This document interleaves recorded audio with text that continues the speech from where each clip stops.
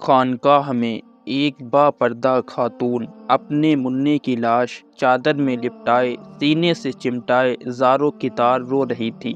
اتنے میں ایک مدنی منا دوڑتا ہوا آتا ہے اور ہمدردانہ لہجے میں اس خاتون سے رونے کا سبب دریافت کرتا ہے۔ وہ روتے ہوئے کہتی ہے، بیٹا، میرا شوہر اپنے لگتے جگر کے دیدار کی حسرت لیے دنیا سے رخصت ہو گیا ہے۔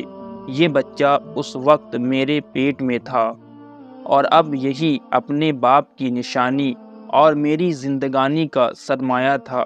یہ بیمار ہو گیا، میں اسے اسی خانقاہ میں دم کروانے لا رہی تھی کہ راستے میں اس نے دم توڑ دیا۔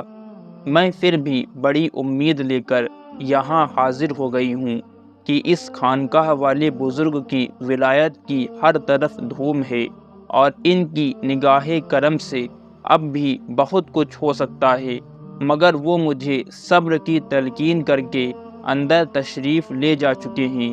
یہ کہہ کر وہ خاتون پھر رونے لگی۔ مدنی منع کا دل پگھل گیا اور اس کی رحمت بھری زبان پر یہ الفاظ کھیلنے لگے، محترمہ، آپ کا مدنہ مرا ہوا نہیں بلکہ زندہ ہے، دیکھو تو صحیح، وہ حرکت کر رہا ہے۔ دکھیاری ماں نے بے تابی کے ساتھ اپنے منع کی لاش پر سے کپڑا اٹھا کر دیکھا تو وہ سچ مچ زندہ تھا اور ہاتھ پیر ہلا کر کھیل رہا تھا۔ اتنے میں خانقاہ والے بزرگ اندر سے واپس تشریف لائے۔ بچے کو زندہ دیکھ کر ساری بات سمجھ گئے اور لاٹھی اٹھا کر یہ کہتے ہوئے مدنی منع کی طرف لپکے کہ تو نے ابھی سے تقدیر خداوندی کے سربستہ راز کھولنے شروع کر دیے۔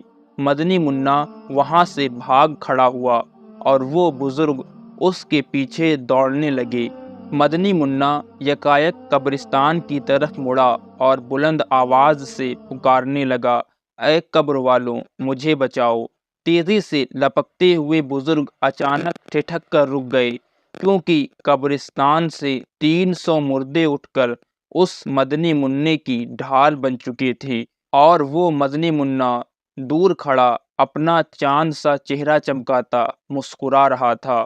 ان بزرگ نے بڑی حسرت کے ساتھ مدنی منع کی طرف دیکھتے ہوئے کہا، بیٹا، ہم تیرے مرتبے کو نہیں پہنچ سکتے، اس لیے تیری مرضی کے آگے اپنا سر تسلیم خم کرتے ہیں۔